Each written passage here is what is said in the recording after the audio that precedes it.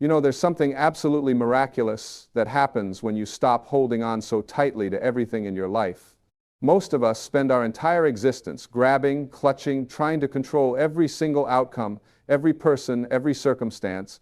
We wake up in the morning already planning how we're going to make things happen, how we're going to force life to bend to our will, and then we wonder why we're exhausted.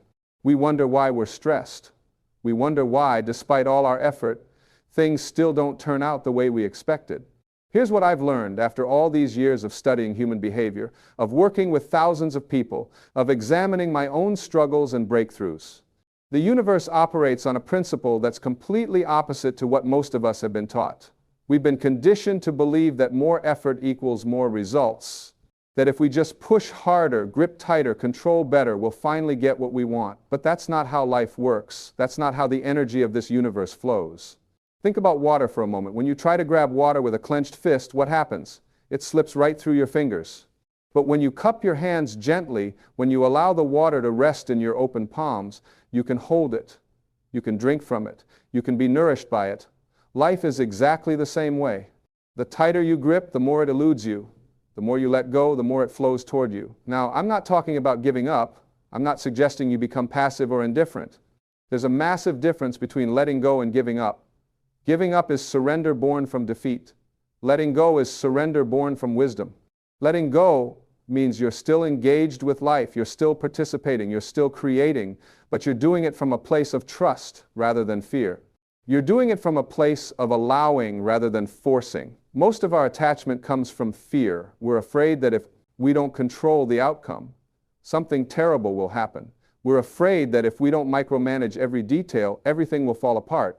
We're afraid that if we're not constantly vigilant, constantly pushing, constantly striving, we'll lose what we have or never get what we want. But this fear-based approach to life is exactly what creates our suffering. It's exactly what blocks the very things we're trying to attract. When you operate from fear, you're operating from a state of lack. You're telling the universe, I don't have enough. I'm not enough. Life isn't giving me what I need, so I have to take it by force. And the universe, being the mirror that it is, reflects that energy right back to you. You get more experiences of lack, more experiences of struggle, more experiences of having to fight for everything.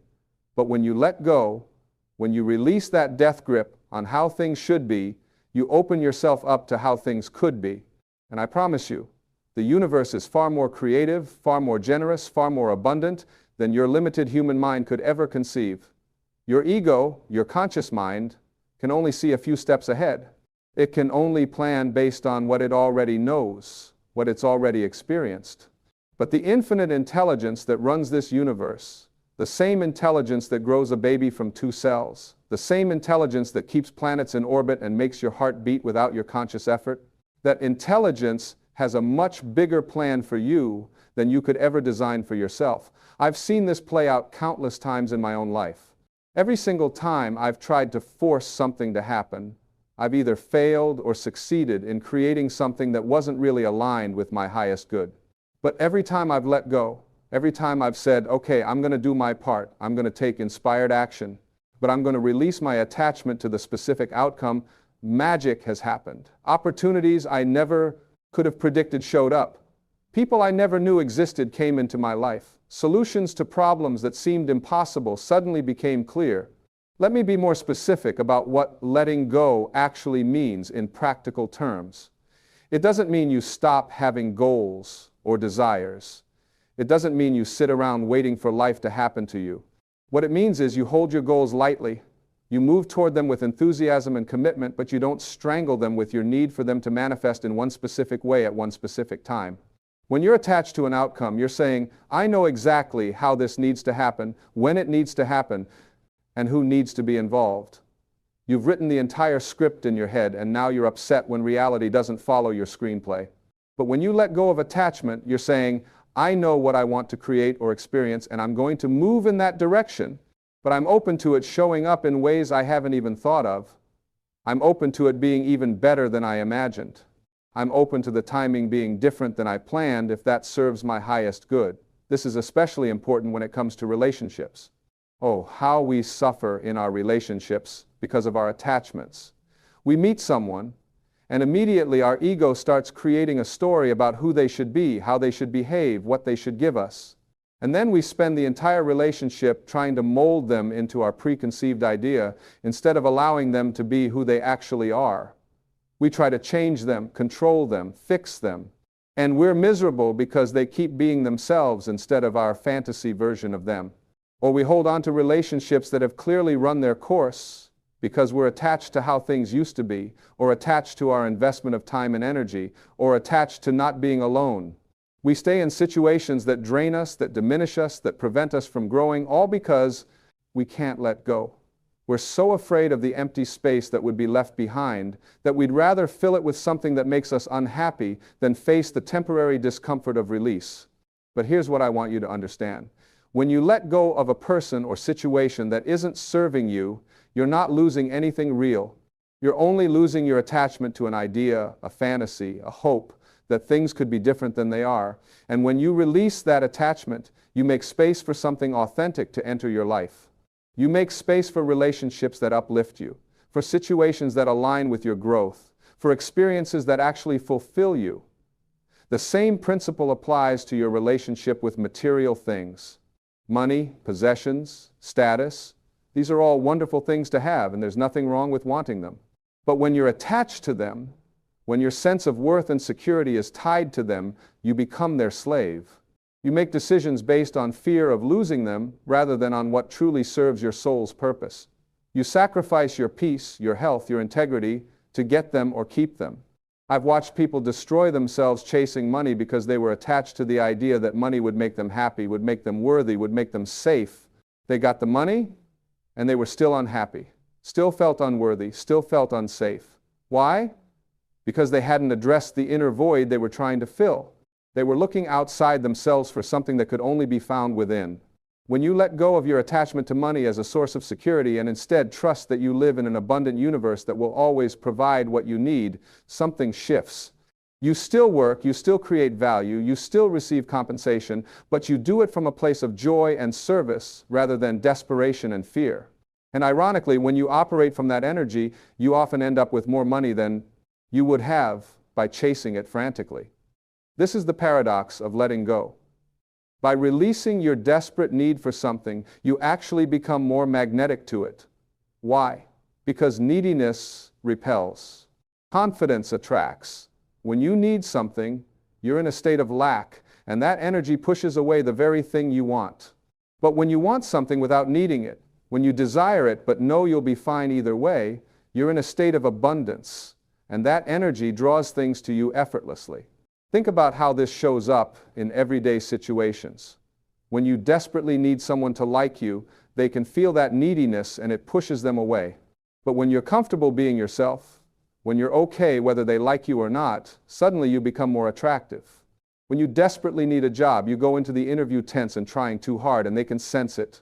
But when you know your worth, when you trust that if this job isn't right, there will be another one, you show up confident and authentic, and you're more likely to get hired. The energy of desperation, of attachment, of neediness, literally changes how you show up in the world. It affects your body language, your tone of voice, the decisions you make, the opportunities you notice or miss. When you're attached, you're contracted, you're tight, you're closed off. But when you let go, you expand, you relax, you open up. And in that openness, life can reach you. Now, I know what some of you might be thinking. This sounds great in theory, but how do I actually let go? I've been trying to stop worrying, stop controlling, stop being attached, and I can't seem to do it. And that's because you can't force yourself to let go. You can't make letting go another thing on your to-do list, another goal to achieve through effort and willpower. Letting go happens naturally when you shift your perspective, when you change your underlying beliefs about how life works. The first step is becoming aware of what you're attached to. Most of us don't even realize how many things we're gripping tightly. We think we're just living our lives, but we're actually in a constant state of low-grade anxiety about maintaining control. So start noticing, when do you feel tense? What thoughts create anxiety in your body? What situations trigger your need to control? Just observe without judgment. Awareness is always the first step toward change. Once you're aware of your attachments, the next step is questioning the beliefs behind them. If you're attached to someone's approval, ask yourself why. What do you believe will happen if they don't approve of you? If you're attached to a specific outcome, ask yourself why this particular outcome seems so important. What are you making it mean about you or your life? Usually, when you drill down, you'll find that you're attaching your identity, your worth, or your safety to external circumstances. And that's the root of all suffering. Your worth is not determined by your accomplishments, your relationships, your bank account, or any other external measure. Your worth is inherent. It was established the moment you came into existence. You are an individualized expression of the infinite creative force of the universe. You are literally made of the same energy that creates galaxies. How could you not be worthy? How could you not be enough? Your value isn't something you have to earn or prove. It simply is. When you really understand this, when you feel this truth in your bones, letting go becomes natural. You stop needing external validation because you validate yourself. You stop needing to control outcomes because you trust that you're always being guided toward your highest good. You stop needing people, circumstances, or things to be different than they are because you know that your peace, your happiness, your fulfillment come from within. This doesn't mean you become indifferent or apathetic. You still care about things. You still have preferences. You still take action toward your goals. But there's a lightness to it. There's a trust. There's a knowing that whether things work out the way you planned or not, you're going to be okay. More than okay. You're going to grow, learn, and evolve through whatever happens. I want to talk about control for a moment because this is where so many of us get stuck. We've been taught that we're supposed to control our lives, that responsible adults manage and control everything. But the truth is, we control very little. We don't control other people. We can't make someone love us, respect us, or behave the way we want them to.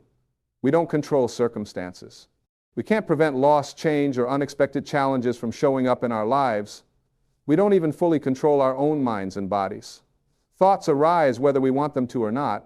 Physical sensations, emotions, and impulses happen automatically. So what do we actually control? We control our response to what happens. We control where we place our attention.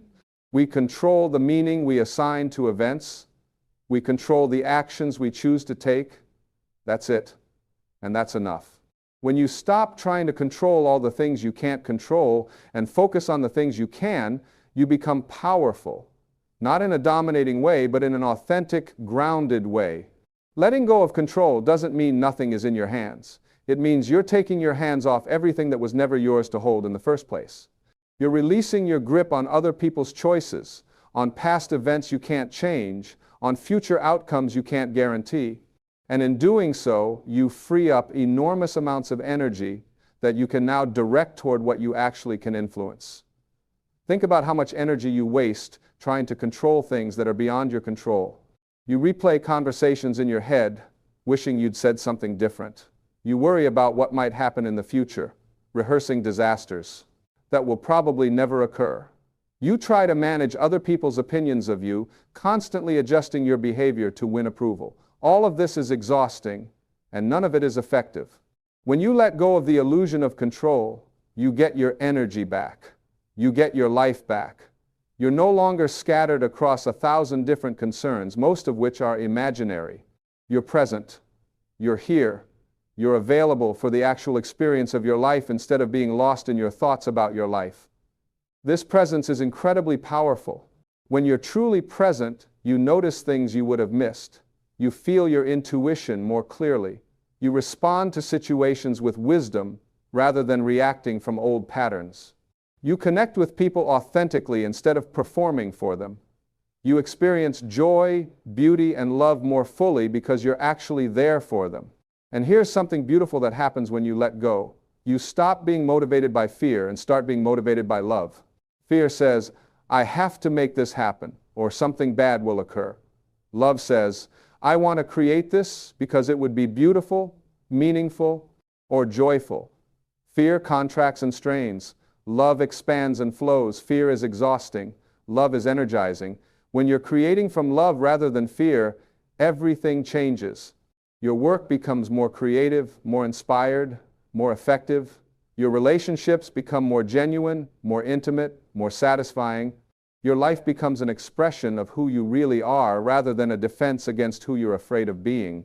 I've spent decades studying spiritual texts from every tradition, and they all point to this same truth. Whether it's the Tao Te Ching talking about Wu Wei, effortless action, or the Bhagavad Gita discussing non-attachment to the fruits of action, or Jesus teaching about not worrying about tomorrow, or the Buddha explaining the cause of suffering, they're all saying the same thing. Attachment is the problem. Letting go is the solution. But these aren't just ancient teachings. Modern psychology has caught up with this wisdom. Research shows that people who are less attached to specific outcomes experience less stress, better mental health, more creativity, and often more success in achieving their goals. Why? Because they're not blocking the flow with their anxiety and rigidity. They're open to possibilities. They adapt more easily. They see opportunities that others miss because they're not fixated on one narrow path. Neuroscience has shown us that when we're anxious and controlling, our brain literally narrows its focus. We go into a stress response where we can only see threats and problems, but when we're relaxed and trusting, our brain opens up. We can see more options, make better decisions, and tap into our higher cognitive functions. Letting go isn't just spiritually wise, it's biologically smart. Now, let's talk about what happens when you actually practice this. When you start letting go, things might feel scary at first. Your ego is going to protest. It's going to tell you that if you don't stay in control, everything will fall apart. It's going to create fearful scenarios about all the terrible things that will happen if you release your grip. This is normal. Your ego's job is to keep you safe, and it thinks staying in control is how to do that. But you're not your ego. You're the awareness behind your thoughts. You're the infinite part of yourself that knows you're always safe because you're always connected to the source of all life. So when those fearful thoughts arise, you don't have to believe them. You can acknowledge them, thank your ego for trying to protect you, and then gently redirect your attention to trust. Trust is the antidote to control. When you trust that the universe is fundamentally benevolent, that it's always moving in the direction of greater life, growth, and love, you can relax. You can let go. You don't have to figure everything out. You don't have to make everything happen. You can do your part and trust that the universe will do its part. This trust develops over time as you test it out. You let go of something small and notice that not only did nothing terrible happen, but often something better showed up. You release control in a relationship and find that the relationship either improves or naturally ends, making space for a better one. You stop forcing a particular career path and find that a new opportunity emerges that's more aligned with who you really are. Each time you let go and see that you're supported, your trust grows. Eventually, you get to a place where letting go feels more natural than holding on, where trust feels more comfortable than control, where you actually prefer the experience of flowing with life rather than fighting against it. And this is when life really starts to give back to you, not because you've earned it or deserve it more than before, but because you've finally opened yourself up to receive it. You've removed the blocks. You've stopped pushing away abundance with your desperate grasping. You've become a clear channel for life to flow through you and to you. Things start showing up that you didn't even ask for. Synchronicities increase. You meet the right person at the right time. You hear about an opportunity just when you need it. You receive help from unexpected sources. Solutions appear for problems you were struggling with. It's not magic, although it can certainly feel magical.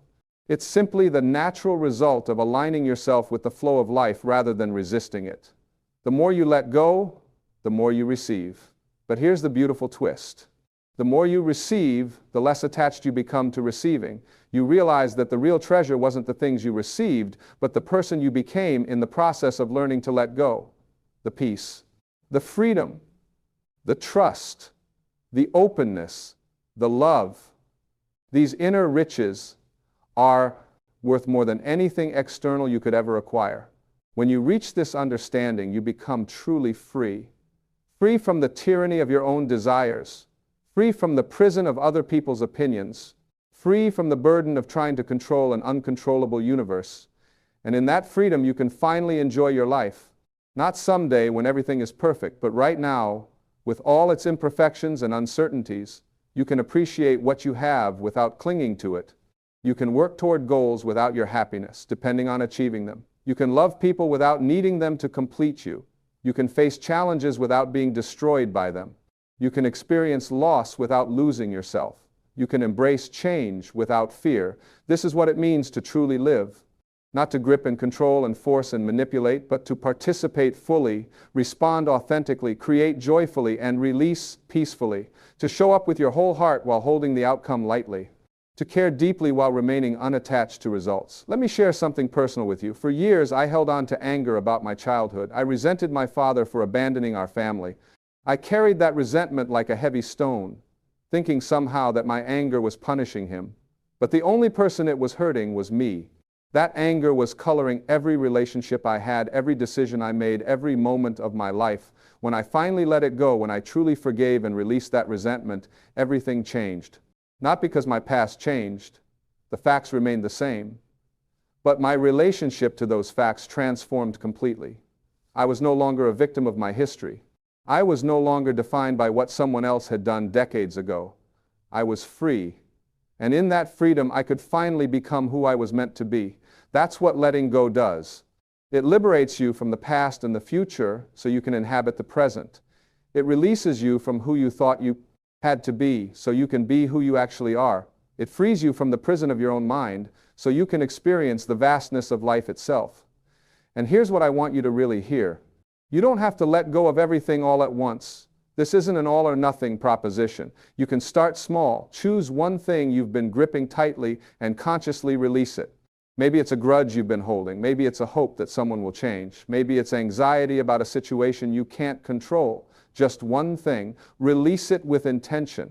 You might say to yourself, I choose to let this go. I release my grip on this outcome, this person, this need. I trust that whatever happens, I will be okay. I trust that the universe has my back. I trust that I am always being guided toward my highest good. And then notice what happens. Notice how your body feels. Notice the space that opens up. Notice what shows up in that space. Then, when you're ready, choose another thing to release, and another. Not because you have to, but because you want to. Because you've experienced the freedom and peace that comes from letting go, and you want more of that. Because you've seen that the universe really does support you when you release your death grip on life. This is a practice. It's not a destination you arrive at once and for all. You'll find yourself gripping tightly again, and that's okay. The moment you notice you're holding on too tight, you have the opportunity to let go again. Each time you do, it gets easier. Each time you do, you deepen your trust. Each time you do, you open yourself more fully to the abundant, generous, creative flow of life. And I want to be clear about something. Letting go doesn't mean you won't experience pain or loss or disappointment. Life includes all of those things. But when you're not attached, when you're not desperately clinging to how things should be, you can move through those difficult experiences with more grace. You can feel your feelings fully without being destroyed by them. You can grieve without becoming bitter. You can acknowledge disappointment without giving up on life. In fact, letting go allows you to feel your emotions more authentically because you're not wasting energy trying to control or suppress them. You can be with what is, whatever it is, knowing that you're spacious enough to hold it all. Knowing that emotions are temporary visitors, not permanent residents. Knowing that this too shall pass. This capacity to be with life as it is, rather than as you wish it were, is the ultimate maturity. It's the difference between being tossed around by circumstances and remaining centered regardless of what's happening around you. It's the difference between suffering and pain. Pain is inevitable in life. Suffering is optional. Suffering is what happens when we resist pain, when we attach to the idea that things shouldn't be as they are. When you let go of resistance, you can experience pain without creating suffering. You can feel loss without losing yourself. You can face uncertainty without being paralyzed by fear. Because underneath all the temporary circumstances of your life, there's a permanent foundation of peace. There's the unchanging awareness that you are, that has been and always will be, regardless of what comes and goes in your experience. This awareness is your true self. It's not your ego, your personality, your roles, your achievements, or your failures. It's the consciousness itself. And when you identify with this awareness rather than with the changing contents of your life, letting go becomes natural, because you realize that you can't lose what you truly are. The things you're so afraid of losing, your youth, your health, your relationships, your status, they were never who you are anyway. They're experiences you're having, but they're not you. You are the experiencer. You are the eternal, infinite awareness in which all experiences arise and pass away. When you really get this, when you feel this truth beyond just understanding it intellectually, you become fearless. Not in the sense that you never feel fear, but in the sense that you're no longer controlled by fear. Fear becomes just another sensation moving through your awareness, rather than a dictator determining your choices. From this place of identification with your true self, you can participate fully in life without being destroyed when things don't go your way. You can love completely without the fear of loss preventing you from opening your heart. You can commit fully to your goals while remaining unattached to specific outcomes. You can engage passionately with life while maintaining your inner peace. This is the paradox and the promise of letting go. You become more alive, not less. More engaged, not less. More creative, not less. More loving, not less. But you're doing it all from a place of freedom rather than need. From overflow rather than deficit. From trust rather than fear. And the universe responds to that energy. Life rewards that openness. Not because you've manipulated some cosmic vending machine, but because you've aligned yourself with how life actually works. You've stopped working against the current and started flowing with it. And when you flow with life rather than fighting it, you discover that life has been trying to give to you all along. You were just too tense, too closed, too attached to receive it. So my invitation to you is simple, though not always easy. Start letting go. Start with whatever feels manageable. Release your grip just a little bit on something you've been holding tightly. Notice what happens. Learn to trust through experience, not just belief. Test it out. See for yourself that the more you let go, the more life gives you. And remember, you're not doing this alone. You're supported by the same infinite intelligence that orchestrates the entire universe. The same force that knows how to grow a tree from a seed, how to heal a wound, how to turn food into energy. This same force is available to guide your life if you'll get out of the way and let it. Stop trying to do everything yourself. Stop thinking that your small, limited ego has to figure it all out. Surrender to the higher intelligence that's already within you, already guiding you, already conspiring for your benefit.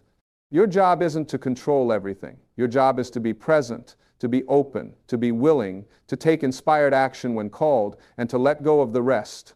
When you live this way, life becomes an adventure rather than a burden, an unfolding mystery rather than a problem to solve, a gift to receive rather than a battle to win. And you finally get to experience the peace, joy, and freedom that you've been seeking all along, not by grasping for them, but by releasing everything that's been blocking them. The more you let go, the more life gives you. Not just more stuff, although that may come too, but more of what really matters. More peace, more love, more joy, more connection, more creativity, more aliveness, more of your true self. And isn't that what you really want anyway? Isn't that what all the grasping and controlling and forcing has really been about? The desire to feel okay, to feel safe, to feel whole. Well, here's the secret. You already are okay. You already are safe. You already are whole. Not because of anything you've achieved or acquired, but because of what you inherently are. You are an expression of infinite love taking form. You are the universe experiencing itself. You are consciousness exploring its own creation. And nothing you do or don't do, nothing you gain or lose, nothing that happens or doesn't happen can change that fundamental truth. When you rest in this truth, letting go isn't a sacrifice. It's a relief. It's the natural response to realizing that you never had to hold on so tightly in the first place. That you were always held. That you are always held. That there's a larger intelligence, a deeper wisdom, a greater love supporting you in every moment. Trust that. Let go into that. And watch your life transform in ways you never could have forced or controlled into being. The more you let go, the more life gives you. Not someday, not in theory, but right now, in this very moment, as you release your grip and open your hands to receive all that's already here, already available, already waiting for you to simply accept it. This is the path of peace. This is the way of wisdom. This is the art of living. Let go and let life love you the way it's been trying to all along.